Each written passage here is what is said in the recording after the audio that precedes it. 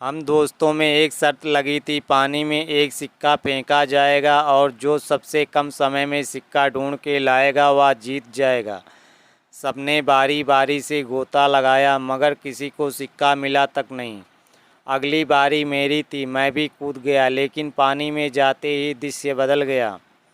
मैंने पाया कि ज़मीन 20 या 25 फीट दूर थी। नीचे एक कब्रिस्तान दिखाई दे रहा था।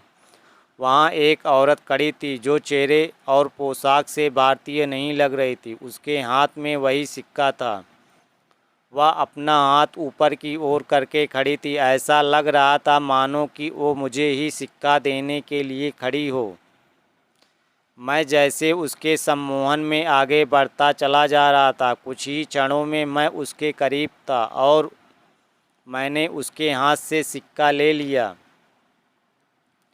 जैसे ही मैं वापस आने लगा उसने मेरा हाथ पकड़कर खींच लिया। अब उसका और मेरा चेहरा आमने सामने था। एक ही पल में उसका चेहरा बदल गया और एक भयानक रूप ले लिया। उसकी आंखों से खून निकल रहा था और उसके चेहरे पर एक भयानक सी मुस्कान थी। मेरे डर की कोई सीमा नहीं थी। मैं डर के मारे कांप गया। मैंने झटके से अपना हाथ छुड़ाया। हाथ छुड़ाते ही कब्रिस्तान और महिला दोनों गायब हो गए और मैंने अपने आप को एक तालाब में पाया। मुझे लगा जैसे कि मैं किसी सपने से जागा हूँ। मैं जल्दी से पानी से बाहर आ गया और दूर जाकर बैठ गया। मेरी सांस फूल रही थी और मैं खांस रहा था। मेरे दोस्तों मेरी मदद करने लगे। थोड़ी देर में मैं सामान्य था। हर कोई पूछ रहा था कि क्या हुआ। मैंने बस सर हिलाते हुए कुछ नहीं में जवाब दिया। मैंने मुट्ठी खोलकर देखी तो सिक्का मेरे हाथ में था। ये देखकर मेरे दोस्त खुशी से उछलने लगे और मुझे बधाई देने लगे। दोस्तों ने फिर से शर्त लगाई मगर मैं फिर से पानी में नहीं गया। शाम हो गई थी। हमारी गाड़ी जाने वाली थी। हम कुछ लोग सिगरेट पीने बाहर चले गए। मेरे दोस्त मजाक कर रहे थे और ज़ोर ज़ोर से हंस रहे थे। सामने खड़े एक अंकल हमारी बातें गौर से सुन रहे थे और बीच बीच में तड़का भी मार रहे थे।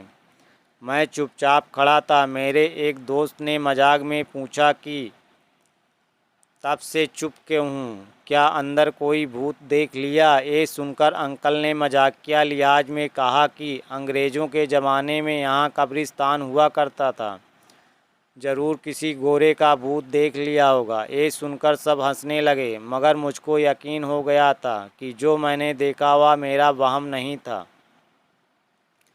वहीं दूर चर्च के फादर भी आ गए थे। फादर ने कहा कि वह कब्रिस्तान भूतिया है। वहाँ पर जिसे भी दफनाया जाता था उसकी आत्मा को कभी भी शांति नहीं मिलती थी।